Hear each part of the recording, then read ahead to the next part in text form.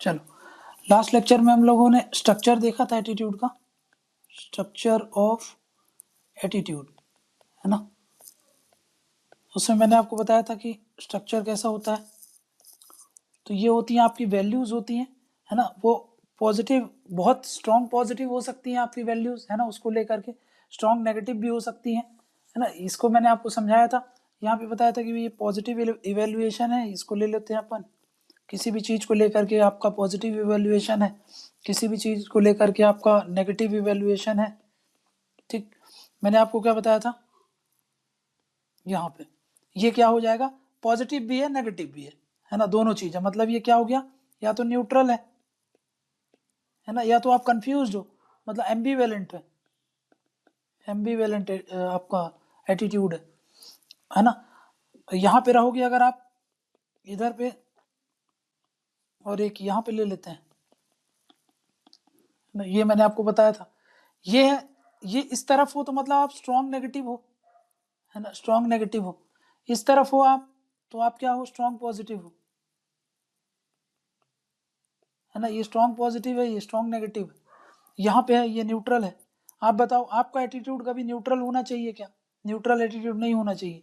या तो किसी भी चीज को लेकर के आपका ये कौन सा हो जाएगा, ये वीक हो गया, ये वीक नेगेटिव हो गया, ये आपका वीक पॉजिटिव हो गया, है ना। तो आपका जो एटीट्यूड है, आपका जो इवेल्युएशन है किसी भी चीज को लेकर के, या तो इधर होगा या तो इधर होगा, बीच में होना नहीं चाहिए, है ना। हम एक सिविल सर्वेंट से ये नहीं एक्सपेक्ट करते हैं कि उसका जो एटीट्यूड हो वो कैसा हो, न्यूट्रल एटीट्यूड हो। तो या भी किसी भी चीज के लिए आपका स्ट्रॉन्ग पॉजिटिव हो या स्ट्रॉन्ग नेगेटिव हो, यहाँ पे हो, है ना। और एक बात बताओ, हमको या तो एटीट्यूड चेंज करना रहता है ना।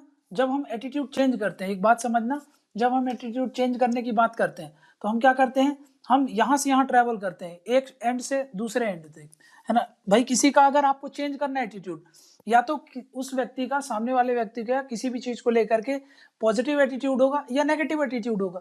अगर हमको चेंज करना है, टू चेंज एटीट्यूड हमको क्या करना पड़ेगा, है ना। हमको या तो यहाँ से, या तो ये करना पड़ेगा, यहाँ से ऐसे जाना पड़ेगा, है ना, यहाँ से ए, यहाँ से बी, या फिर बी से ए आना पड़ेगा, है ना। स्ट्रॉन्ग पॉजिटिव है तो किसी भी चीज के स्ट्रॉन्ग नेगेटिव में लेके जाना है। तो हमको क्या करना है, हमको जब एटीट्यूड चेंज करना रहे तो हमको टू एक्सट्रीम्स जो है, टू एक्सट्रीम्स है ना, यहाँ पे हमको लाना पड़ता है। We have to bring individual from one extreme to another, समझे। तो ये स्ट्रक्चर ऑफ एटीट्यूड में हमने पढ़ा था, यही चीज है क्या, कि भाई एक एंड से दूसरे एंड में हमको लेके जाना पड़ेगा किसी का भी, जब हम एटीट्यूड चेंज करने की बात करते हैं। तो याद रख लिया ना कि भाई जब हम एटीट्यूड चेंज की बात करेंगे तो क्यों डिफिकल्ट हो जाता है, वो समझ में आ गया। क्योंकि भाई यहाँ से देखो, यहाँ से यहाँ ले जाने में बहुत टाइम लगेगा, है ना, उस व्यक्ति को, ठीक है ना। वो ऐसे ही आप आसानी से उसको दो एंड में जो स्पेक्ट्रम है, इस एंड से उस एंड में ले जाने में इतना आसान नहीं होता, ठीक है। इसीलिए एटीट्यूड चेंज थोड़ा सा डिफिकल्ट होता है, बट ऐसा नहीं, एटीट्यूड चेंज हो जाता है, मैंने आपको बताया था पहले भी, ठीक है। अब इसी को कंटिन्यू करना है हमको कि भाई एक चीज और समझ लो, है ना। यहाँ पे एक चीज समझो, क्योंकि अब हमको एटीट्यूड चेंज वाला टॉपिक पढ़ना है। हमको क्या पढ़ना है, एटीट्यूड चेंज। तो उसके पहले थोड़ी सी और क्लियरिटी हो जाए आपको, क्या कि मैंने आपको क्या बताया था कि भाई देखो एटीट्यूड कैसे बनता है। ये मैंने आपको बताया कि ये कॉग्निशन है, कॉग्निशन है मतलब आपका कुछ भी बिलीफ हो सकता है या नॉलेज है ना, ठीक है ना। मतलब ये हमारा कॉग्निशन है, बिलीफ है। इसको क्या होगा, अब देखो कोई भी चीज, कोई भी बिलीफ आपकी या तो स्ट्रॉन्ग बिलीफ होगी, है ना, या तो वीक बिलीफ होगी। इसको ले लेते हैं वीक बिलीफ, है ना। किसी भी चीज को लेकर के आपका जो नॉलेज है या फिर बिलीव है वो ज्यादा स्ट्रॉन्ग नहीं है ना, वीक बिलीफ। इसको क्या बोलेंगे हम, ये स्ट्रॉन्ग हो गया, है ना, या तो स्ट्रॉन्ग होगा, स्ट्रॉन्ग बिलीफ। जैसे कि मान लो मैं एटीट्यूड किसके प्रति देख रहा हूँ, मान लो इंटीग्रिटी है, इंटीग्रिटी एक वैल्यू है ना, वो एक बिलीफ है। उसके प्रति मेरा स्ट्रॉन्ग बिलीफ है इंटीग्रिटी के प्रति, है ना। वहीं पर जैसे कि कपड़े हैं तो मेरा मान लो कि वीक बिलीफ है, मेरा कुछ फर्क नहीं पड़ता उससे, ठीक है ना। तो ये क्या हो गया आपका वीक बिलीफ हो गया। तो इसको मैं क्या बोलूंगा, स्ट्रॉन्ग बिलीफ को मैं ये बोल सकता हूँ कि ये एक तरीके का कोर बिलीफ है। हाँ, ये एक तरीके का कोर बिलीफ है।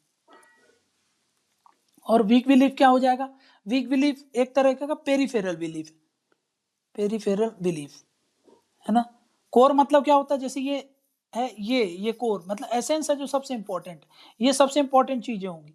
फिर बाद में जो इसके बाहर आ जाती हैं वो जो रिमेनिंग चीजें वो पेरीफेरी कहला जाएगी। और ये क्या है, ये कोर है, समझ में आ रहा है। तो कोर बिलीफ किसको बोलूंगा मैं, स्ट्रॉन्ग बिलीफ। स्ट्रॉन्ग बिलीफ जो होंगी वही तो हमारी वैल्यूज होती है ना। वैल्यूज को तो हम स्ट्रॉन्ग बिलीफ मान रहे हैं ना उसको। वैल्यूज मतलब जिसको हम कुछ इंपॉर्टेंस दे रहे हैं, है ना। Worth we accord to something, है ना, इसको हम क्या दे रहे हैं, कुछ इंपॉर्टेंस दे रहे हैं। तो ये क्या हो जाएगी, कोर बिलीफ होगी। तो वैल्यूज क्या हो गई, एक तरीके की कोर बिलीफ हो गई, है ना। ये वैल्यूज जब क्या बोल रहा हूं मैं, ऑब्जेक्टिफाइड हो गई, है ना, व्हेन ऑब्जेक्टिफाइड, ठीक है ना। तो इसको क्या बोल दूंगा मैं, ये हो जाएगा एटीट्यूड, है ना, ठीक। अब ये एटीट्यूड क्या होगा, ये जो एटीट्यूड होगा आपका, इसके आधार पे आपका क्या होगा, बिहेवियर होगा,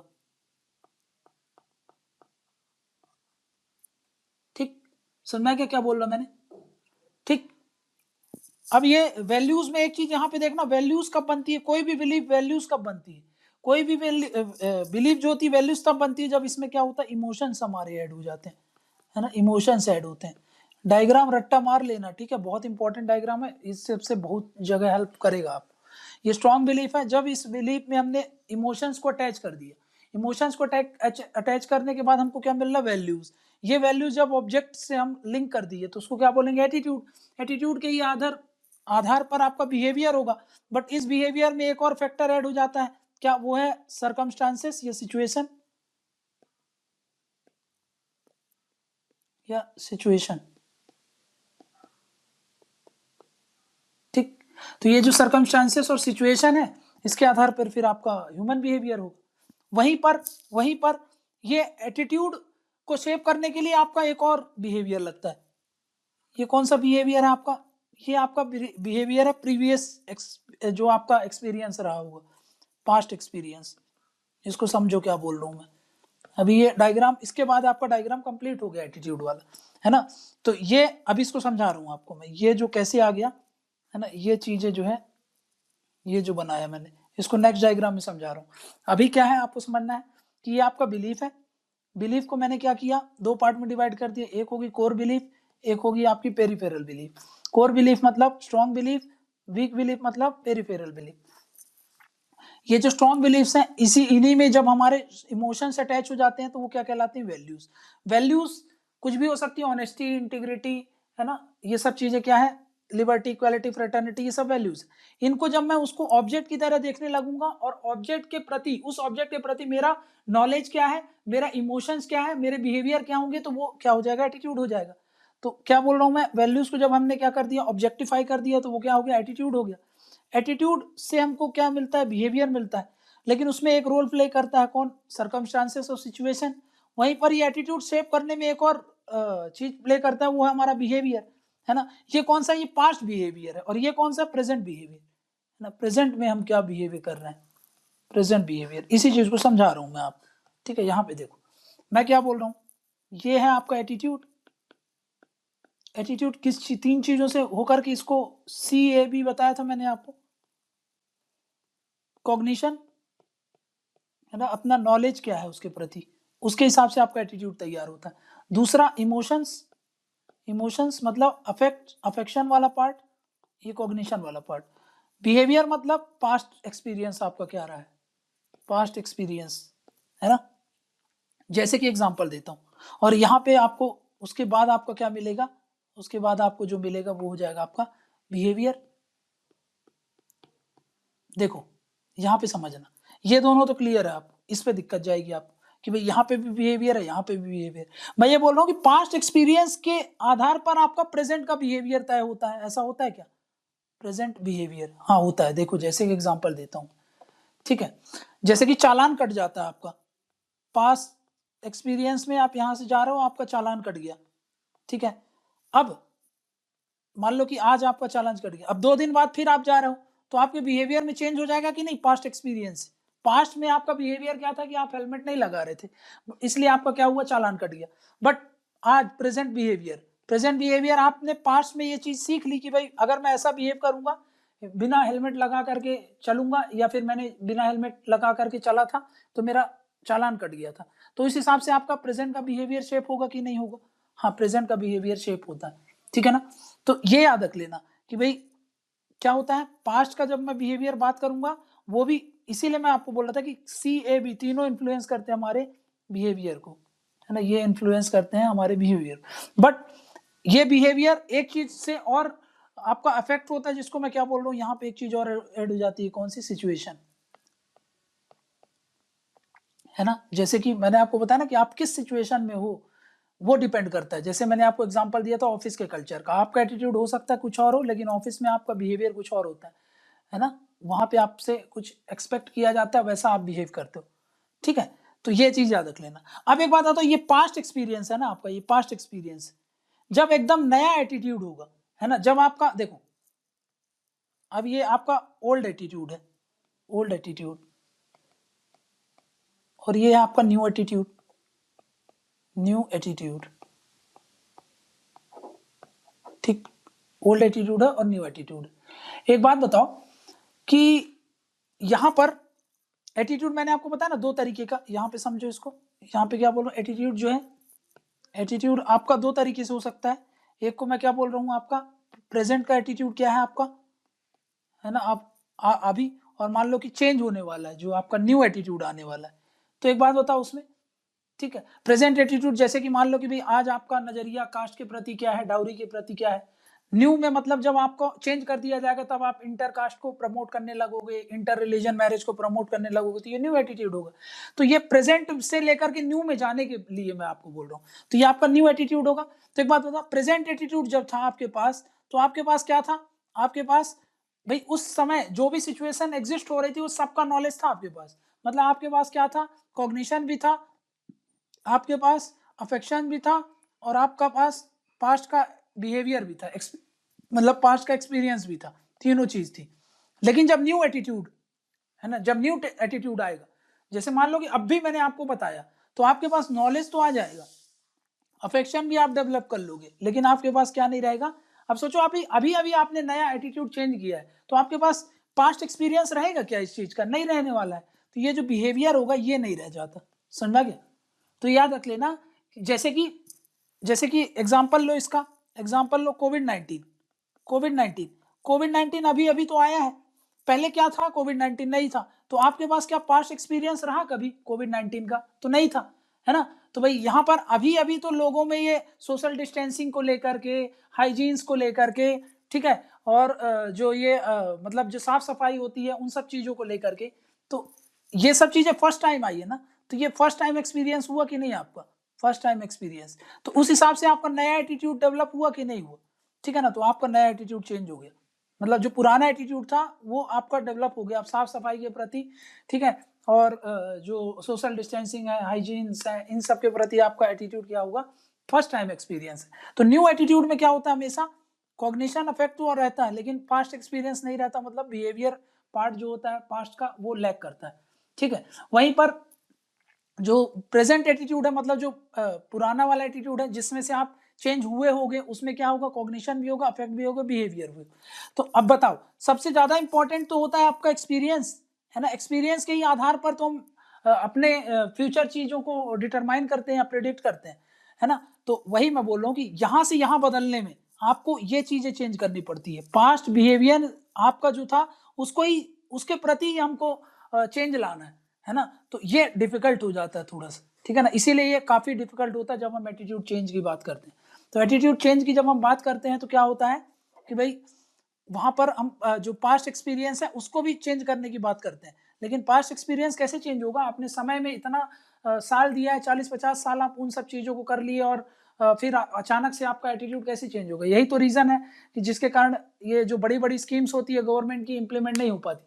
ट्राइबल्स के लिए आप कितना भी अच्छे अच्छे घर बना करके दे दो, लेकिन वो उसमें नहीं रह पाएंगे, है ना, क्योंकि उनका जो बिहेवियर है, पास्ट एक्सपीरियंस है, उसको कैसे चेंज करोगे आप। तो यही होता है, जो रिहैब वाले प्रोजेक्ट होते हैं वो ज़्यादा असरदार नहीं होते, ज़्यादा कारगर नहीं रहते। समझा क्या, क्यों? क्योंकि ये फैक्टर यहाँ पे डोमिनेट कर जाता है, ठीक है ना, इसीलिए एटीट्यूड चेंज करना थोड़ा सा डिफिकल्ट होता है। अब कौन कौन से फैक्टर्स होते हैं जिनसे एटीट्यूड चेंज किया जाता है, ये सब आगे देखेंगे, बट अभी ये डायग्राम जो मैं बता रहा हूँ, इन चीज़ों को ध्यान में रखना, क्योंकि आगे ये काम आने वाली, ठीक है ना। अब मैं क्या बोल रहा हूँ देखो, ठीक है, अब मैं बोल रहा हूँ आपको कि अभी हमने 3 चीजें पढ़ी, कैब मॉडल, मतलब उसमें मैंने आपको क्या बताया कि देखो 3 चीजें रहती हैं, है ना, क्या क्या, फिर से लिख रहा हूं, देखो, एक होता है CAB, है ना। अब देखो यहाँ पे क्या बोल रहा हूं मैं ये बोल रहा हूं कि भाई अगर जो कॉग्निशन पार्ट है, अगर आपका सही चीजें से नहीं, मतलब सही दिशा में नहीं था, तो आपको लगता है कि कॉग्निशन के कारण आपका एक चीज जन्म लेगी, जिसको बोलते हैं, ये देखो, ये मैं कब बोल रहा हूं, if not worked well, if not channelised, अगर वो ढंग से चैनलाइज नहीं है तब क्या होगा, अगर वो चैनलाइज नहीं है तब ये चीजें होंगी। कॉग्निशन पार्ट अगर आपका गड़बड़ाया हुआ है, तो फिर आपको एक चीज होगी जिसको हम क्या बोलते हैं, स्टीरियोटाइपिंग आएगा आपके अंदर, ठीक है। स्टीरियोटाइपिंग मतलब क्या होता है, स्टीरियोटाइपिंग मतलब होता है ऐसे थॉट्स और बिलीफ्स जो हम अडॉप्ट कर लेते हैं किसी भी इंडिविजुअल और पर्टिकुलर ग्रुप के बारे में, है ना। अभी ये सब चीजें आपको तीनों चीज मैं बता दे रहा हूँ, पहले ये सब चीजें ध्यान से समझो।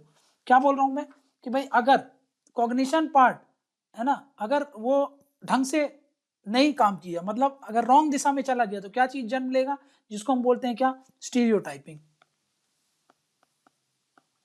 है ना। वहीं पर अगर अफेक्ट पोर्शन ढंग से काम नहीं किया, है ना, वो अगर सही दिशा में चैनलाइज नहीं हुआ, अगर गलत दिशा में चला गया, तो फिर आपके अंदर क्या होता है, प्रिजुडाइज आता है ना। और वहीं पर अगर ये जो आपका बिहेवियर पार्ट है वो ढंग से चैनलाइज नहीं हुआ, गलत डायरेक्शन में चला गया, तो फिर आप क्या हो जाओगे, डिस्क्रिमिनेटरी हो जाओगे, मतलब आप क्या करने लगोगे, डिस्क्रिमिनेशन कर लोगे, है ना। तो ये देखो, कॉग्निशन किस चीज को जन्म देता है, स्टीरियोटाइपिंग को, अफेक्शन किस चीज को जन्म देता है, प्रिजुडाइज को, और बिहेवियर किस चीज को जन्म देता है, डिस्क्रिमिनेशन, ठीक है। ये चीजें मैं आपको बता रहा हूँ, ठीक है ना। ये कब होता है, जब ये जो भी आपका तीनों कंपोनेंट है ढंग से काम नहीं करते हैं, जब होता है, ठीक है ना, जब प्रॉपर दिशा में प्रॉपर चैनलाइज नहीं है, तो तब होता है।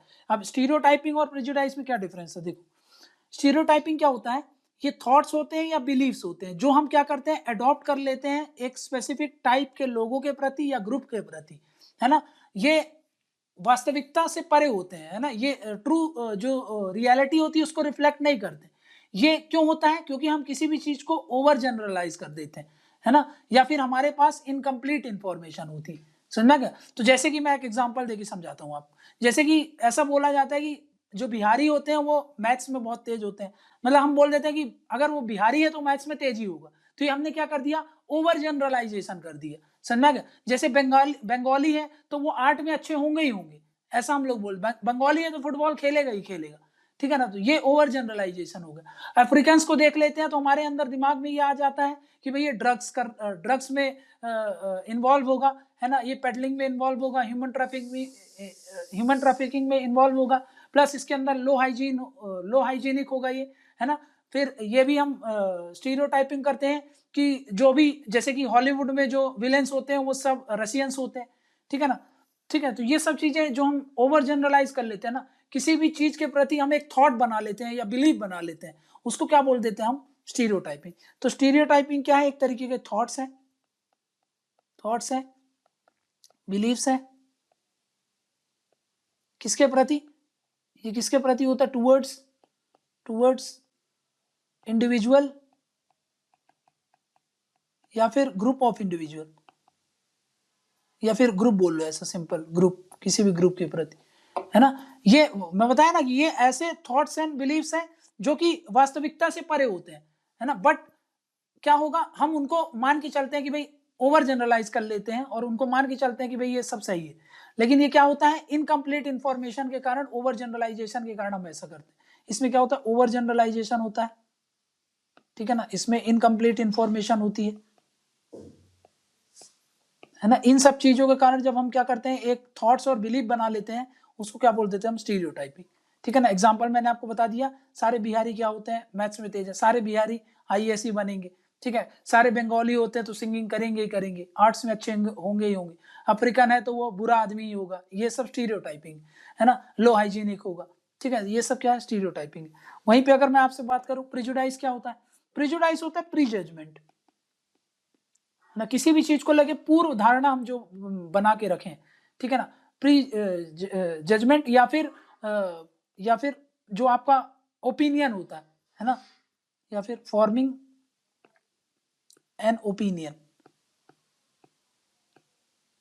ठीक है ना, बिना बिना फैक्ट को जाने, है ना, बिना फैक्ट को मतलब कंसिडर किए जो हम पहले से ही प्री जजमेंट कर लेते हैं, प्री ओपिनियन बना लेते हैं, ये क्या कहलाता है आपका, ये कहलाता है प्रिजुडाइज, ठीक है ना, ठीक है ना। इसमें क्या होता है, ये काहे पर बेस्ड होता है, ये इसमें हम इमोशंस जो होते हैं ना पर्सन के, उसको हम कंसिडर करके चलते हैं, ठीक है ना। तो प्री जजमेंट पहले से ही, जैसे कि हम बोलते हैं ना कि भाई लड़की है तो गाड़ी अच्छी नहीं चला पाएगी, ठीक है ना, ये प्री जज बन गए हम पहले से ही कि भाई लड़की है तो उसको गाड़ी नहीं देंगे क्योंकि वो ढंग से गाड़ी नहीं चलाएगी, तो ये प्री जजमेंट हो गया, आपने पहले से ही एक ओपिनियन बना लिया, ठीक है ना। तो यहाँ पर थॉट्स होता है ना, यहाँ पर हम जज करने लगते हैं पहले से ही, बिना कुछ चीजें जाने ही हम क्या करने लगते हैं, जज करने लगते हैं, ठीक है ना, और अपना ओपिनियन देने लगते हैं उसके प्रति, है ना, बिफोर बिकमिंग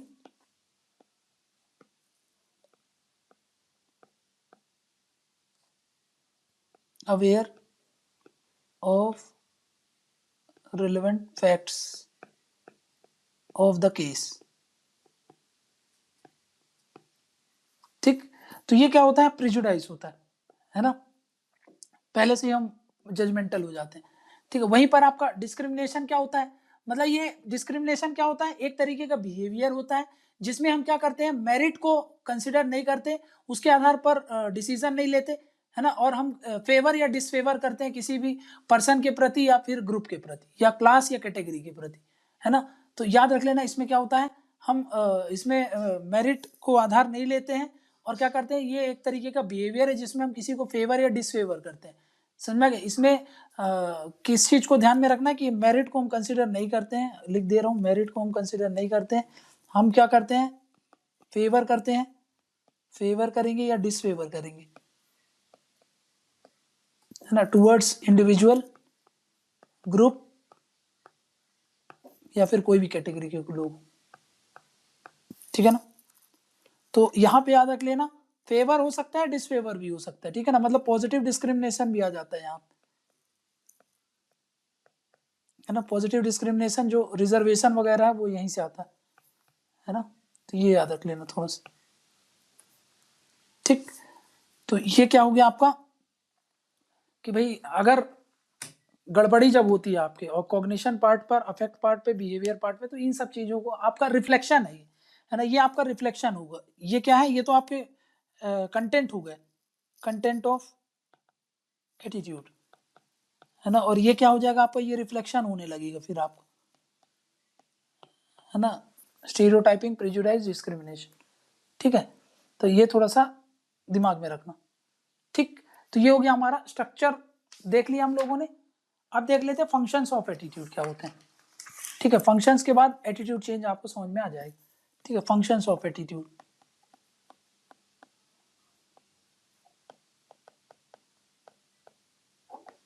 ठीक।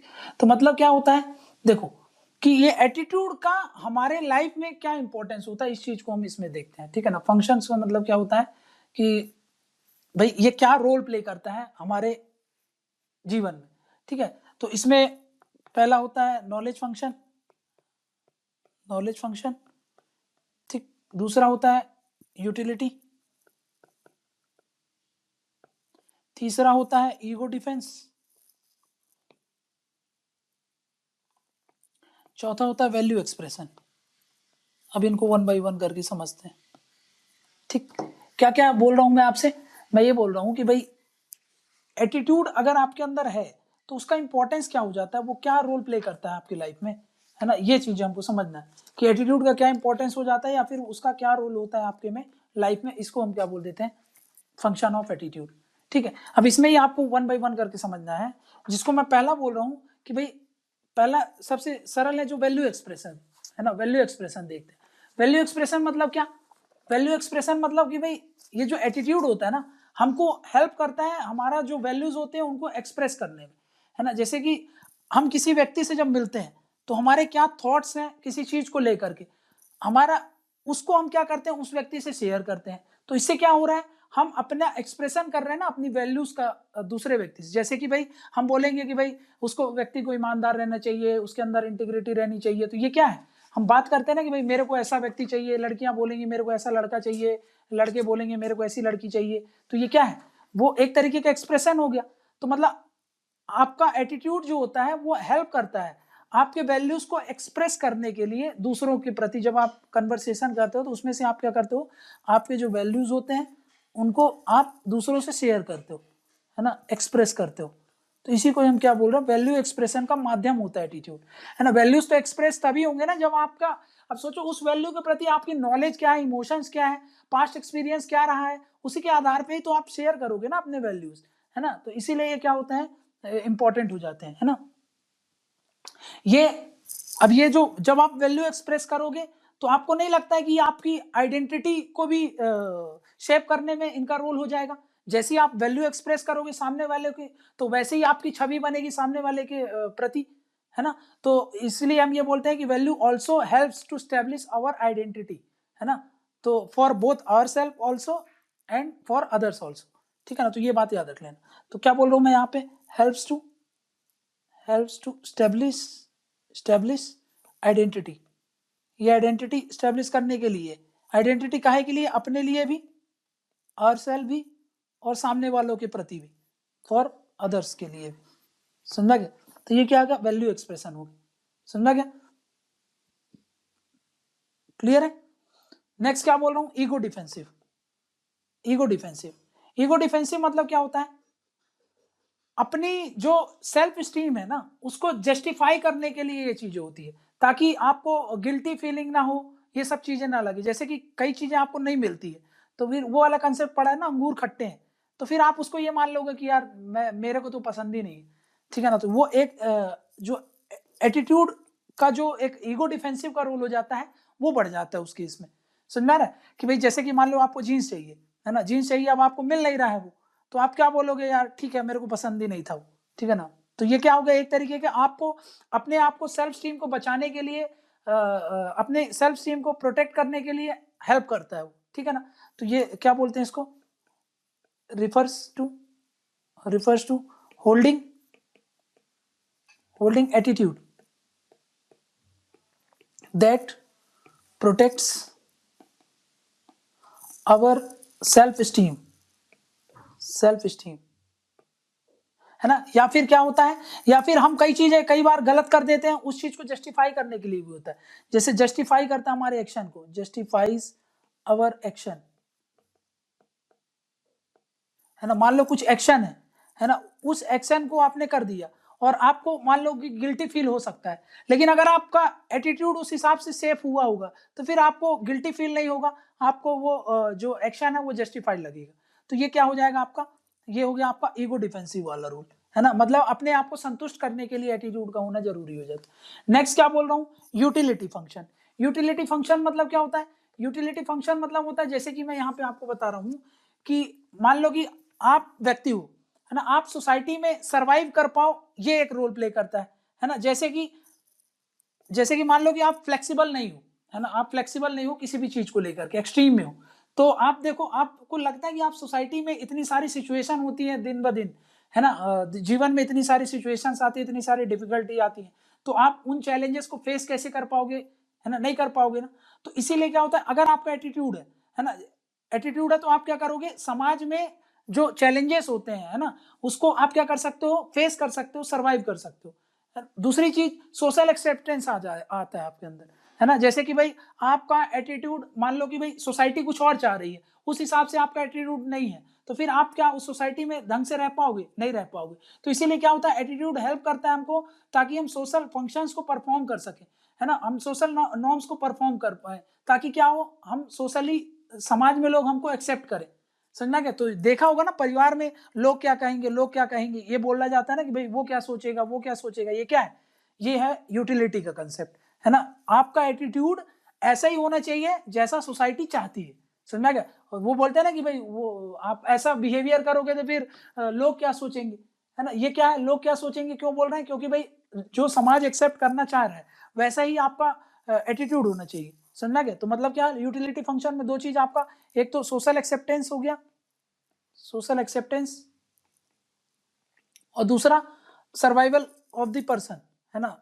Survival of the person, survival of the person, उस व्यक्ति को सर्वाइव करने के लिए, ताकि वो डिफिकल्ट सिचुएशंस को अपनी लाइफ में फेस कर सके, उन चैलेंजेस को ओवरकम कर सके, इसलिए होता है। दूसरा सोशल एक्सेप्टेंस हो, मतलब वो एटीट्यूड उसका वैसा शेप हो ताकि क्या हो, सोशल में समाज में वो एक्सेप्टेड हो, है ना? समाज उसको एक्सेप्ट करे, ठीक है ना? आप वही चीज करो जो समाज जैसा चाहती है, वो सब चीजें, ठीक है? तो वो काहे में आ जाएगा, इसीलिए आपका एटीट्यूड का रोल इंपॉर्टेंस हो जाता है। समझ में? नेक्स्ट होता है नॉलेज फंक्शन, ठीक है? अब नॉलेज फंक्शन क्या है? नॉलेज फंक्शन मतलब ये होता है कि भाई यहाँ पे एटीट्यूड हमको हेल्प करता है काहे में, अंडरस्टैंड करने में, किस चीज को? जैसे कि मान लो कि भाई किसी भी, अब देखो यहाँ पे क्या होता है, डे टू डे लाइफ में ओवरवेलमिंग अमाउंट ऑफ इंफॉर्मेशन आता रहता है ना भाई? डेली आप सोचो कितने सारे ओवरवेलमिंग आपको इंफॉर्मेशन मिलती रहती है। ये एटीट्यूड ही होता है जो हमको इनको शॉर्टकट करने में हेल्प करता है ना? हमको सिंप्लीफाई करने में हेल्प करता है, हमारा परसेप्शंस को जो मतलब जो भी ये इंफॉर्मेशन, उसके हिसाब से हमारा परसेप्शन क्या होना चाहिए, ये सब चीजें। अब सोचो एक दिन में आप कितनी सारी इंफॉर्मेशन लेते हो, सब कुछ थोड़ी रिटेन करते हो अपने पास। तो ये एटीट्यूड ही होता है ना जो आपका, जो इतनी सारी मान लो 200 इंफॉर्मेशन आ रही है, उसमें से आपके लाइफ में काम की जो क्या चीजें हैं, आपके जीवन में काम की कौन सी चीजें होंगी, आपके मतलब जो यूटिलिटी किस, मतलब किस इंफॉर्मेशन की यूटिलिटी होने वाली है, उन चीजों को ही आप रखते हो, बाकियों को क्या होता है, आप फिल्टर आउट कर देते हो। तो ये क्या होता है, नॉलेज फंक्शन होता है। मतलब ये एटीट्यूड ही है आपका जो आपका नॉलेज फंक्शन की तरह एक्ट करता है। समझ में गया? ये हेल्प करता है हमको ताकि हम क्या करें, जो हमारा जो मैनेजेबल है, प्रिडिक्टेबल है, सेफर नॉलेज है, वो सब चीजें एक्वायर करें, बाकी सब चीजें हम क्या करें, फिल्टर आउट कर दें। तो ये सब चीजें क्या हो जाता है, नॉलेज फंक्शन में आ जाता है। तो फंक्शन ऑफ एटीट्यूड में क्या है, पहला फंक्शन, पहला नॉलेज फंक्शन, दूसरा यूटिलिटी फंक्शन, तीसरा वैल्यू एक्सप्रेसिव होता है, चौथा ईगो डिफेंसिव होता है। ईगो डिफेंसिव मतलब कि आप कोई भी चीजें गलत करते हो तो उसको जस्टिफाई करने के लिए आपका एटीट्यूड का रोल आ जाता है। दूसरा क्या होता है कि भाई आपका जो सेल्फ स्टीम है उसको बचाने के लिए एटीट्यूड ईगो डिफेंसिव का रोल करता है। वैल्यू एक्सप्रेशन बता दिया। नेक्स्ट क्या बोल रहा हूँ, यूटिलिटी। यूटिलिटी मतलब बता दिया आपको, सोशल समाज में एक्सेप्ट होने के लिए एटीट्यूड इंपॉर्टेंट रोल प्ले करता है और सर्वाइव करने के लिए। नेक्स्ट क्या है, नॉलेज फंक्शन। नॉलेज फंक्शन में आपको क्या बता दिया, हेल्प करता है अंडरस्टैंड करने में, काहे को कि भाई जो ओवरवेलमिंग इंफॉर्मेशन है उसमें से शॉर्टकट कर लो आप, है ना, ताकि उसको सिंप्लीफाई कर लो, है ना, सिंप्लीफाई कर लो उस परसेप्शन को, जो भी नॉलेज आपको आ रहा है उसके प्रति, ठीक है ना, ताकि वो नॉलेज आपको मैनेजेबल हो, प्रिडिक्टेबल हो, सेफर हो। समझ में आ गया? मतलब बहुत सारी इंफॉर्मेशन है आपके पास, है ना, उनमें से आप यहाँ पे फिल्टर कर लो, फिल्टर कर लो। फिल्टर मतलब वही इंफॉर्मेशन रखो आप, है ना, जो आपके लिए मैनेजेबल हो, प्रिडिक्टेबल हो, सेफर हो, है ना, और काम आए आपके आगे लाइफ में। और ये करने का रोल काहे पे होता है, एटीट्यूड। अगर आपका एटीट्यूड नहीं होगा तो उस हिसाब से फिर आपका ये जो इंफॉर्मेशन है नॉलेज को लेकर के, वो काम नहीं आएगा कभी, ठीक है ना। पॉजिटिव एटीट्यूड होगा तो उस तरीके की पॉजिटिव इंफॉर्मेशन रखोगे, नेगेटिव एटीट्यूड होगा तो नेगेटिव इंफॉर्मेशन रखोगे, उसी हिसाब से फिर आपका जो यूटिलिटी होगा या ईगो डिफेंसिव होगा वो तय होगा। समझ में आ गया? तो ये क्या हो जाएगा, आपका फंक्शंस ऑफ एटीट्यूड हो गया। ठीक, तो फंक्शंस ऑफ एटीट्यूड हमने देख लिया, तो ये बातें थोड़ा सा याद रख लेना एग्जाम्पल के तहत, ठीक है ना, ठीक है ना। जैसे कि नॉलेज फंक्शन में मैं आपको एक एग्जांपल देता हूँ। जो लोग होते हैं जो कि फेमिलियर नहीं है काहे के प्रति, न्यूक्लियर एनर्जी के प्रति, तो वो कैसा एटीट्यूड डेवलप करेंगे आपको कि ये जो न्यूक्लियर एनर्जी है कैसी है, डेंजरस है ना, उसको यूज नहीं किया जाना चाहिए एनर्जी सोर्स के लिए, है ना। तो ये क्या है, नॉलेज फंक्शन हुआ कि नहीं, कि भाई आपको नॉलेज बिल्टअप करने के लिए तैयार कर रहा है ताकि वो मैनेजेबल हो, प्रिडिक्टेबल हो, सेफर हो आपके लिए और आपकी यूटिलिटी के लिए काम होगा। और आपके पास वो नॉलेज ही नहीं है तो फिर कैसे काम आने वाला है, ठीक है ना। ठीक, ठीक है। वहीं पर अगर मान लो कि भाई एब्सेंस है नॉलेज का उस पर्सन में, है ना, जैसे कि मान लो उस व्यक्ति को एब्सेंस है नॉलेज, किसी भी चीज को के प्रति उसका नॉलेज ही नहीं है, कोई भी एक एक्स चीज लेते हैं उसके प्रति उसका नॉलेज नहीं है, तो फिर आपको पता है कि अगर नॉलेज नहीं होगा तो फिर मैंने आपको बताया कि भाई उससे स्टीरियोटाइप एटीट्यूड हो जाएगा, प्रिजुडाइज बन जाएगा आदमी। तो इसीलिए मैं आपको बोल रहा हूँ कि नॉलेज फंक्शन बहुत इंपॉर्टेंट हो जाता है उसका, ठीक है ना, कि वो क्या करता है, आपको उस हिसाब से आपका एटीट्यूड डेवलप कराता है, समझ में गया। तो एटीट्यूड जैसा होगा वैसा नॉलेज होगा, और वैसा जैसा नॉलेज होगा वैसा आपका एटीट्यूड होगा, समझ में गया। तो ये इंपॉर्टेंट रोल्स हैं, ये चीजें आप थोड़ा सा देख लेना, इंपॉर्टेंट फंक्शंस हो गए इसके, ठीक है ना। सोशल यूटिलिटी और इंडिविजुअल यूटिलिटी, ये थोड़ा सा दिमाग में रख लेना, ठीक है ना, ये बहुत इंपॉर्टेंट चीजें हैं, ठीक है। Knowledge function, utility function, ego defensive, value expressive, ठीक है। तो यहाँ पे हमने ये जो आपका फंक्शन ऑफ एटीट्यूड है वो अपन ने कंप्लीट कर लिया। चलो नेक्स्ट क्या है, नेक्स्ट देखना एटीट्यूड चेंज।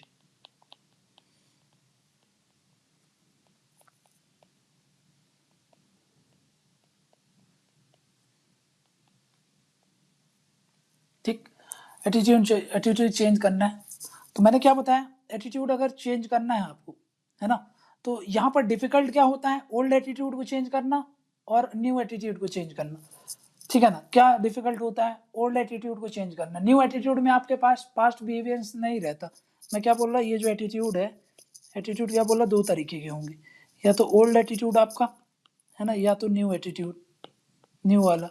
अब जब एटीट्यूड चेंज करते हैं तो हम क्या करते हैं, ओल्ड वाले को क्या करते हैं, इसको खत्म करते हैं, मतलब इसको डिस्ट्रॉय करते हैं, है ना। और न्यू वाले को क्या करते हैं, इसको क्रिएट करते हैं, है ना। ओल्ड वाले में आपके पास क्या क्या था, तो मैंने बताया था कॉग्निशन भी है, अफेक्ट भी है, और बिहेवियर पार्ट भी है। बिहेवियर मतलब यहाँ पे क्या था, आपका पास्ट एक्सपीरियंस भी था, है ना। इसलिए ये क्या होगा, जब हम ओल्ड को चेंज करेंगे तो इतनी सारी चीजें चेंज करना पड़ेगा। लेकिन जब हमने आपका एटीट्यूड चेंज कर दिया तो हमने क्या कर दिया, कॉग्निशन अफेक्ट को तो चेंज कर लिया, लेकिन अभी न्यू बिहेवियर तो है ही नहीं आपके पास। अब ये बिहेव करोगे तब जा करके आपको फिर एक्सपीरियंस पता चलेगा, फिर उसके हिसाब से अगर आपको अच्छा लगेगा तो ये बिहेवियर रिटेन करोगे, नहीं तो फिर ये बिहेवियर भी आपका चेंज हो जाएगा, समझ में गया। तो याद रखना, इफेक्टिव एटीट्यूड चेंज में क्या होता है, हम सारे कंपोनेंट्स को एक एक करके चेंज करते हैं, समझ में गया। तो ऐसे क्या एटीट्यूड चेंज सोसाइटी का हुआ है क्या, हाँ सोसाइटी का एटीट्यूड चेंज हुआ है, कैसे हुआ है, यही सब चीजें आपको बताना है मेरे को, ठीक है। तो ये काहे में आ जाएगा, ये सब एटीट्यूड चेंज में ही आ जाएगा। तो यहाँ पे देखना, अब मैं आपको कुछ एग्जाम्पल से बताऊंगा कि भाई एटीट्यूड चेंज के कुछ एग्जाम्पल्स आप याद रखना, वहाँ से आप बता सकते हो कि हाँ भाई ये सब एग्जाम्पल्स किसके एटीट्यूड चेंज। जैसे कि कुछ अब सोसाइटी के लेवल पे देख रहे हैं, ठीक है ना, एटीट्यूड चेंज काहे पे, इंडिविजुअल लेवल पे तो आप समझ ही गए हो, इतना सारा पढ़, है ना, एटीट्यूड चेंज। ठीक, 3 एग्जाम्पल्स हैं रिसेंट के 3 एग्जाम्पल्स। कोविड को लेकर के एटीट्यूड चेंज क्या है आपका, ठीक है। दूसरा हम ले लेते हैं स्वच्छ भारत इनिशिएटिव को लेकर, है ना, आपका एटीट्यूड चेंज कैसे करती है, सोसाइटी का एटीट्यूड चेंज कैसे करती है, ठीक है ना। तो ये सब चीजें हम देखते हैं, ठीक। तो सबसे पहले उठाते हैं अपन स्वच्छ भारत इनिशिएटिव में कैसे एटीट्यूड चेंज किया है सरकार ने। एटीट्यूड चेंज का मतलब क्या होता है, आप क्या कर रहे हो, चेंज कर रहे हो क्या क्या चीज, CAB, है ना, ये तीनों कंपोनेंट को आप चेंज करते हो सामने वाले का, है ना। तो सोसाइटी का क्या है, अब देखते हैं इसको। सोसाइटी के पास भी आपके 3 कंपोनेंट है, C है, A है, B है ना। सोसाइटी का 3 कंपोनेंट, ठीक। यहां से अगर मैं बात करूं, C मतलब जैसे कि मान लो कि भाई आप किसी का अगर क्लीनलीनेस के प्रति, मतलब स्वच्छ भारत इनिशिएटिव लॉन्च किया है सरकार ने, तो आप सामने वाले का कॉग्निशन पार्ट कैसे चेंज करती है सरकार, कैसे चेंज की है उसने, कुछ एग्जांपल समझते हैं। कॉग्निशन पार्ट मतलब क्या होता है, नॉलेज ओरिएंटेड होता है ना, ये नॉलेज ओरिएंटेड होता है, नॉलेज ओरिएंटेड है। ये क्या है, इमोशंस ओरिएंटेड है, इसमें आपको इमोशंस को टारगेट करेंगे। और इसमें क्या होगा, एक्शन ओरिएंटेड है, ठीक। तो स्वच्छ भारत इनिशिएटिव में सरकार ने नॉलेज कैसे आपका तय किया, कि भाई आपको बहुत सारी रिपोर्ट्स बताई, है ना, आपको बहुत सारे डेटास दिए, आपको बहुत सारे फैक्ट्स दिए, इनके आधार पर बताया कि भाई अगर आप सही साफ सफाई नहीं रखोगे तो आपको ये जो आपके बीमारियां हैं, जैसे मलेरिया हो गया, टाइफाइड हो गया, डेंगू हो गया, है ना, और जो डायरिया हो गया, ये सब बीमारियां फैलेंगी। तो ये काहे के आधार पर, WHO का हवाला दिया कि WHO की रिपोर्ट ये बोलती है कि भाई अगर आप साफ सफाई नहीं रखोगे तो बीमारी होगी, आप घर में खुले में शौच करोगे तो ये होगा, खुले में शौच करोगे तो वो हो जाएगा, समझ गया। तो ये हो रहा था, तो ऐसे करके उसने आपका नॉलेज पार्ट को चेंज कराना चाहा कि नहीं करा, चाह, हाँ कराना चाहा। नेक्स्ट क्या है, इमोशंस को कैसे चेंज कराया। अब जैसे देखो, आप पहले क्या बिलीव कर रहे थे, मान लो एक कोई व्यक्ति है ना, ये कोई दादाजी हैं, ठीक है, ये दादाजी हैं। अब ये दादाजी क्या सोचते हैं ये सोचते हैं कि भाई खुले में जब मैं मल मूत्र करता हूँ तो एक ओपन एनवायरनमेंट मिलेगा, फिर मैं जब उसमें क्या होगा, मेरे को पूरी एक जो मेरा जो मल मूत्र होगा, है ना, उससे क्या होगा, खाद वगैरह बनेगा, तो नेचर को इंटर्न मिल रहा है, मुझे फ्रेश एयर वगैरह मिलेगी, ठीक है ना। तो ये क्या है, ओपन में करूंगा तो फ्रेश एयर, उनको मलमूत्र से उनका खाद बन जाएगा। तो ये नॉलेज था उसका, उस व्यक्ति का, है ना। उसके हिसाब से उसने क्या किया, अपना इमोशंस अटैच कर लिया, है ना। इसके लिए उसकी यूटिलिटी क्या थी कि भाई उसको वो सेटिस्फेक्शन दे रहा था, क्योंकि सब कर रहे थे तो वो भी कर रहा था, उसकी यूटिलिटी थी सोशल एक्सेप्टेंस के लिए, है ना। ईगो किससे है, ईगो मतलब क्या होता है, वंश बताया कि नॉलेज क्या क्या फंक्शन परफॉर्म करता है, नॉलेज एक ईगो का भी फंक्शन परफॉर्म करता है। तो जब इसमें ईगो फंक्शन क्या हो जाएगी, भाई इतने सालों से हम कर रहे हैं तो हमारा एक ईगो जुड़ा हुआ है, हम ऐसे कैसे छोड़ दें। समझ में, वैल्यू क्या है, तो जैसे यहाँ की वैल्यू ये थी, इसमें उसने कुछ वैल्यू अटैच करके रखी है। जैसे खुले में शौच करने से एक ओपन एनवायरनमेंट है, हम एक पूरी जो साइकिल होती है उसमें अपने आप को पार्ट एंड पार्सल बना रहे हैं, तो ये वैल्यू रहा। तो मैंने आपको बताया ना, 4 चीज होता है नॉलेज का फंक्शन, क्या क्या, नॉलेज फंक्शन होता है, यूटिलिटी फंक्शन होता है, ईगो डिफेंसिव होता है, और फिर आपको बताया तो वैल्यू एक्सप्रेसिव होता है। ये चारों स्वच्छ भारत के पहले जब गंदगी हो रही थी तो सोसाइटी इन चीजों को मान के चल रही थी। वहीं पर मैंने आपको क्या बताया कि यहाँ पर जब गवर्नमेंट उसकी जो भी थॉट्स हैं, बिलीव्स हैं, उनको चेंज करना चाहेगी, तो वो क्या करना चाह रही है, वो आपका CAB मॉडल को चेंज कर रही है। CAB मॉडल मतलब क्या है, कॉग्निशन, अफेक्ट और बिहेवियर। कॉग्निशन को कैसे आपका चेंज कर रही है कि आपको रिपोर्ट्स डाटा फैक्ट्स के आधार पर बता रही है कि इन सब चीज़ों से बीमारियां होती हैं, इसलिए आप ये सब चीज़ें नहीं करो। दूसरा क्या होता है, आपको इमोशंस कैसे चेंज करेगी, रिवॉर्ड से, rewards and punishments, rewards and punishments. Rewards and punishment से कैसे करती है, जैसे कि इसमें आपको रिवॉर्ड दिया जाएगा, आपको एनकरेज किया जाएगा कि भाई अगर आप ओपन डिफिकेशन बंद करते हैं तो हम आपको क्या करते हैं, रिवॉर्ड देंगे, आपको ये स्कीम्स दे जाएगी, आपको वो कर दिया जाएगा, पेट्रियोटिज्म की तरह देखा जाएगा। मोदी सरकार का ये बहुत इंपॉर्टेंट टूल है, हर चीज को देश सेवा से जोड़ेगी। बोलेगी कि अगर आप खुले में शौच करना चाह रहे हो, खुले में शौच करना चाहते हो तो आप पेट्रियोटिक नहीं हो, और अगर आप घर में कर रहे हो, आप एक पूरा जो लेटरिंग है उनमें अगर आप पूरा बना रहे हो, फिर उनमें ये सब चीजें परफॉर्म कर रहे हो, तो क्या हो रहा, आप देश की सेवा कर रहे हो। ये सब चीजों को यूज करती है, तो इससे क्या होगा, प्रतिष्ठा वगैरह बढ़ेगी, जो लोग खुले में शौच नहीं करते हैं। और जो लोग पनिशमेंट कैसे होगा, जैसे जो लोग खुले में शौच करेंगे उनको क्या होगा, फन बनाएंगे उनका, है ना, फन बनाया जाता है उनको टाइम टू टाइम पे टॉन्ट मारा जाएगा। तो ये सब क्या आएगा, तो भाई इमोशंस अटैच हो जाएंगे ना, कि सामने वाला व्यक्ति चाहेगा कि भाई मेरी इज्जत हो समाज में, मेरी प्रतिष्ठा बढ़े, मेरे को अवार्ड मिले तो लोग मेरे को अच्छा समझेंगे। तो ये क्या है, इमोशंस अटैच कर रहे हैं ना। वहीं पर अगर आप कहीं भी निकालोगे, आपका मजाक उड़ाया जाएगा, टॉन्ट मारा जाएगा, फन बनाया जाएगा, तो उसमें से क्या हो रहा है, उसमें से आपको पनिश किया जा रहा है कि नहीं करा जा रहा। तो इमोशंस को यूज किया as a tool for reward and punishment, है ना। यहाँ पे पेट्रियोटिज्म से लिंक कर दिया जाएगा, पेट्रियोटिज्म से बता दिया जाएगा कि आप अगर ये सर्विस करते हो तो आप पेट्रियोटिक हो, नहीं करते हो तो आप ऐसा है वैसा है ना, आप देश सेवा नहीं कर रहे हो। तो इससे क्या होगा, आप इमोशंस अटैच हो गए, तो आपका अफेक्शन भी चेंज होगा कि नहीं उसके प्रति, हाँ चेंज हो जाएगा।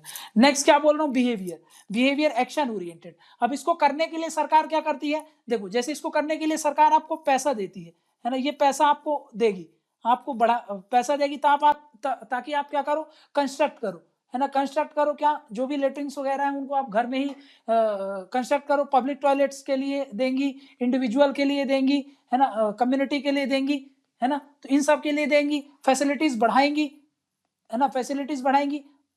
तो इससे क्या होगा, इससे ये होगा कि भाई आप उन चीजों को करने के लिए और आप जागरूक होगे। आपको जब पैसा दिया जा रहा है इन सब चीजों के लिए, तो आपका भी बिहेवियर क्या होगा कि आप भाई वो चीजों को बनाना चाहोगे। आपका बिहेवियर क्या हो जाएगा कि आप अपने घर में ही ये सोच करोगे, है ना, ये जो कंस्ट्रक्ट करोगे पब्लिक, ये जो प्राइवेट टॉयलेट्स हैं, पब्लिक टॉयलेट्स हैं, कम्युनिटी टॉयलेट्स हैं, आप बाहर नहीं जाओगे, खुले में शौच नहीं करोगे, तो आपका बिहेवियर चेंज होगा कि नहीं होगा। तो हाँ, यहाँ से एटीट्यूड चेंज आपका ऐसे सरकार कर रही है, सोसाइटल पर्सपेक्टिव्स, है ना। तो यहाँ से आप समझ रहे हो कि भाई ये कैसे उसने आपका CAB को टारगेट किया गवर्नमेंट ने, ठीक है ना। वहीं पर एक और देखते हैं, जैसे कि ले लेते हैं अपन क्या, कि भाई ये ले लेते हैं हम, एक और ले लेते हैं, बेटी बचाओ बेटी पढ़ाओ ले लेते हैं, ठीक है ना। बेटी बचाओ बेटी पढ़ाओ में भी क्या होता है, बेटी बचाओ बेटी पढ़ाओ, है ना, योजना जो है सरकार की, उसमें भी CAB को टारगेट किया, CAB को कैसे टारगेट किया, ऐसे टारगेट किया कि जैसे कि कॉग्निशन मतलब नॉलेज, नॉलेज मतलब क्या, आपको नॉलेज दिया, फैक्ट्स एंड फिगर दिया, जैसे कि भाई वुमेन एम्पावरमेंट के कारण क्या क्या होता है, कैसे वुमेन एम्पावरमेंट से इकोनॉमिक ग्रोथ होती है, कैसे वुमेन एम्पावरमेंट से आपका घर जो होता है वो तरक्की करता है ना। ये WHO के फैक्ट्स एंड फिगर, WHO बोल रहा हूँ, जो भी इंटरनेशनल ऑर्गेनाइजेशंस हैं उनके फैक्ट्स एंड फिगर्स देंगे, WEF का फैक्ट्स एंड फिगर्स देंगे, UN के रिपोर्ट्स को दिखाएंगे कि भाई देखो ये इस घर से ये वुमेन अगर इतनी पढ़ी लिखी है, इतना काम करती है, तो उसके घर में इतनी सारी प्रोस्पेरिटी आती है ना, रीजनल स्टेबिलिटी रहेगी, इकोनॉमिक प्रोडक्टिविटी बढ़ेगी, है ना। प्लस जो आपके रोल मॉडल्स होते हैं इकोनॉमिक सेंस में, जैसे कि भाई इंडिया के जो CEOs होंगे, वुमेन होंगी, उनका बताएंगे, वर्ल्ड लेवल पे जो CEOs होंगे उनका जो एग्जांपल्स होंगे वो सब देंगे, है ना, उसको हाईलाइट किया जाएगा, है ना, रोल मॉडल्स को दिखाया जाएगा, लीडर्स को दिखाया जाएगा, फिर उसके आधार पर आपका नॉलेज बिल्डअप किया जाएगा, है ना। अगर मान लो कंजर्वेटिव फैमिली है तो उसके नॉलेज को ऐसे चेंज करने का कोशिश करती है, काहे के आधार पर, फैक्ट्स एंड फिगर्स के आधार पर, है ना। ये काहे से रिलेटेड होंगी, रिलेटेड टू वुमेन एम्पावरमेंट, है ना, वुमेन एम्पावरमेंट, और उसको कनेक्ट करेंगे इकोनॉमिक प्रॉस्पेरिटी से, है ना, रीजनल स्टेबिलिटी से, ठीक है ना। ये सब चीजों से लेकर के वो बताएंगे कि हाँ वुमेन का कितना ज्यादा प्रॉस्पेरिटी और कितना ज्यादा ये कारगर है, ठीक। तो ये बोलेंगे। नेक्स्ट क्या है, नेक्स्ट है जिसको बोलते हैं रिवॉर्ड, ये अफेक्शन मतलब इमोशंस, तो इमोशंस में रिवॉर्ड करती है ना सरकार, रिवॉर्ड देती है, ताकि क्या होता है, जैसे कि देखो जैसे कि आपको ये पैसे दी जाती है ना कि भाई आपका अगर कन्या का जन्म हुआ है तो आपको 4,000 रुपए दिया जाएगा, ठीक है, दूसरी बच्ची का जन्म हुआ तो आपको 3,000 रुपए दिया जाएगा। तो ऐसे में क्या होगा कि भाई जो लोग हैं, जो वुमेन के प्रति, जो छोटी सी बच्चियां, चाइल्ड होती थी, बेबी चाइल्ड जो आपका होती थी, उनको क्या करते थे, पहले गलत नजरिए से देखते थे, अब उनको अच्छे से देखा जाता है। प्लस कई बार जैसे कि मध्य प्रदेश में क्या होता है कि 18 साल तक उस बच्ची का पूरा एजुकेशन के लिए भी पैसा देती है सरकार, प्लस इसकी 18 साल जब पूरी हो जाएगी तो फिर उसकी शादी का जो लगभग 2 लाख रुपए सरकार यहाँ से आपको देती है। तो ये क्या कर रही है, रिवॉर्ड कर रही है ना, ताकि इस बच्ची के प्रति आपके जो इमोशंस है वो डेवलप हो, है ना, ताकि आप इनको लाइबिलिटी ना समझो, है ना। आप समझते हो कि ये खर्चा का घर है, तो सरकार क्या कर रही है, वो जो इकोनॉमिक बर्डन है वो उसको शेयर कर रही है, ठीक है ना। तो पैसे देती है बेबी जो गर्ल है उसके बर्थ पर, है ना, तो उससे क्या होता है, इमोशंस अटैच करना चाह रही है वो, है ना। जैसे कि और दूसरे कैंपेन्स है, selfie with daughter, selfie with daughter, है ना। ये सब क्या है कि भाई आप अपनी बेटी के साथ सेल्फी वगैरह शेयर करो, इससे क्या होगा, आपका और बेटी के प्रति इमोशंस अटैचमेंट बढ़ेंगे, है ना। तो इससे क्या होगा, जो ये बेटी बचाओ और बेटी पढ़ाओ का नारा है वो पूरा होने में हेल्प मिलेगी गवर्नमेंट को, है ना। इससे क्या होता है, रिवॉर्ड करते हैं, ठीक है ना। और वही एंड पनिश में जैसे कि आपको बहुत सी चीज़ों का बताया जाता है कि अगर आपने ये किया तो आप पे ये डोमेस्टिक वायलेंस का एक्ट लगेगा, फिर आपका वुमेन को जो आप बच्चियों को प्रताड़ना करते हो उसका एक्ट लगेगा। तो फियर भी आपको जनरेट कर रहा है ताकि आपके अंदर नेगेटिव या पॉजिटिव इमोशंस आए उस चीज को लेकर के, है ना। तो ये हो गया। नेक्स्ट क्या बोल रहा हूं मैं आपको, बिहेवियर, बिहेवियर मतलब जैसे डिस्करेज करते हैं, जैसे कि मान लो कि भाई आप अगर मान लो कि प्री डायग्नोस कराते हैं ना, जो हम लोग preconception prenatal diagnostic test जो होता है, PNDT, है ना। ये क्या है, जहां पर आप जो बच्चा है पेट के अंदर होता है उसका सेक्स जानने का कोशिश करते हैं कि वो मेल है कि फीमेल है, तो वो सब चीजें मना किया गया, कानूनन अपराध है वो, है ना। इसको डिस्करेज कर रहा है, तो आपके बिहेवियर को ही तो चेंज लाना चाह रहा है ना वो, ताकि आप ये सब चीजें बिहेव ना करो वुमेन के प्रति। नेक्स्ट क्या बोल रहा हूँ, जैसे कि कुछ योजना होती है, जैसे सुकन्या समृद्धि योजना, वो आपको क्या कर रहे हैं, आपके बिहेवियर में चेंज लाते हैं ताकि आप एजुकेट करो अपनी गर्ल को, है ना। फिर उसके साथ साथ जैसे ओनरशिप राइट होती है वुमेन की, ओनरशिप राइट को दिलवा रहे हैं। पहले क्या होता है कि भाई आप वुमेन को राइट वगैरह नहीं देते थे, अब क्या है कि आप वुमेन का भी प्रॉपर्टी पे उतना ही राइट होगा जितना मैन का है ना, मेल का है उतना ही फीमेल का होगा। तो इससे क्या हो रहा है, बिहेवियर में चेंज लाना चाह रहा हूँ, ठीक है ना।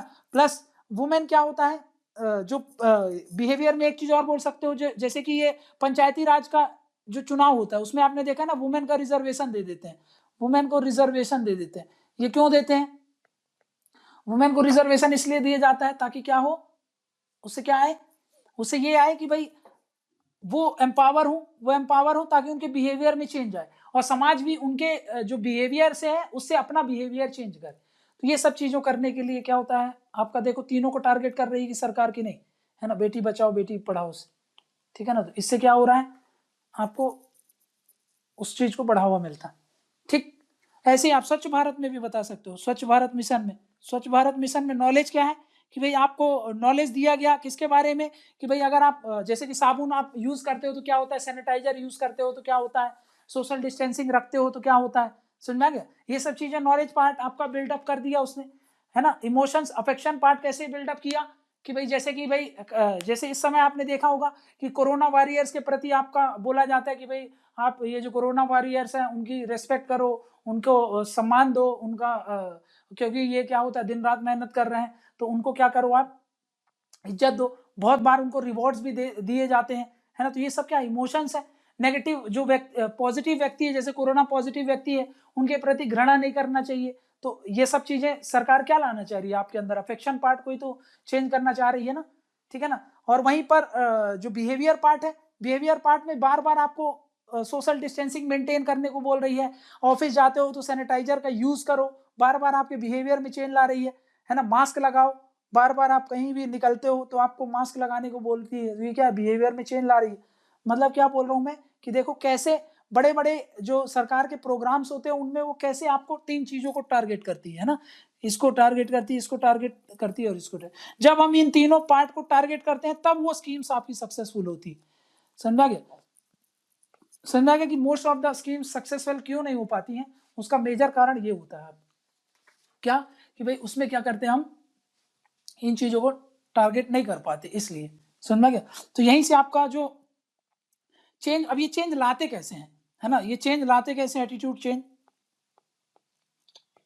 ये चेंज कैसे आता है, ये आता है आपका सोशल इन्फ्लुएंस और परसुएशंस, है ना। सोशल इन्फ्लुएंस और परसुएशन, और यही आपका नेक्स्ट टॉपिक बन जाता है ना। तो नेक्स्ट टॉपिक क्या हो जाता है आपका, सोशल इन्फ्लुएंस और परसुएशन, ठीक है ना। अब हम क्या करेंगे, सोशल इन्फ्लुएंस और परसुएशन।